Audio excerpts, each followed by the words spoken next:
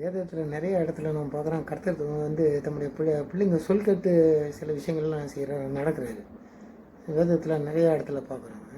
உதாரணமாக வெட்டாந்தரையில் ஒரு ஆட்டு ரோம தோலை போட்டுட்டு இன்றைக்கி நைட்டு வெட்டாந்தரை நனைஞ்சிருக்கணும், இந்த ஆட்டு மயிறு தோல் வந்து காஞ்சிருக்கணும்ன்றான். அடுத்த நாள் ஆட்டு மயிறு தோல் பனியில் நனைஞ்சிருக்கணும், வெட்டாந்தரை காஞ்சிருக்கணுன்றான். அப்படியே நடக்கும். ஆனால் ஒருத்தன் சொல் கேட்டது மாத்திரம் வேதத்தில் ரொம்ப பெருசாக பேசப்படுதுங்க. அவன் சொல் கேட்டது மாதிரி வேற ஒருத்தன் சொல்லியும் அவர் கேட்டது இல்லைன்றாங்க.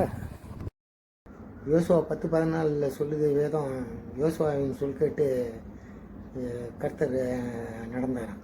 எமரேயரை முறியடிக்க படையெடுத்து போகும்போது அவன் சொல்கிறான், கிபியோனுக்கு மேலே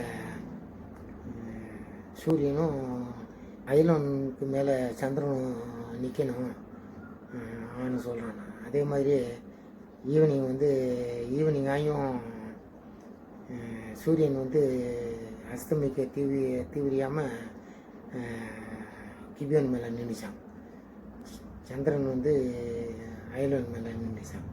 அந்த நாளில் வந்து அந்த மாதிரி ஒரு நாள் கர்த்தர் தன்னோட பிள்ளைங்க சொல் கேட்ட நாள் இல்லைன்னு வேதம் சொல்லுது.